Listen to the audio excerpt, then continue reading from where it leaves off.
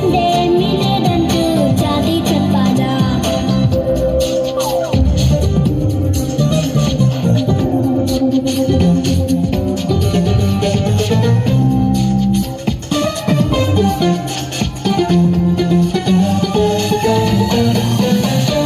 Monday Tuesday ఏ రోజైనా కానీ దేవుని సన్నిధిని వదలవద్దని, సమ్మర్ వింటర్ ఏదైనా కానీ దేవుని పనికై ముందుండాలని నీ చెవిలో అర్థం చెప్పగా నీ బైబిల్లో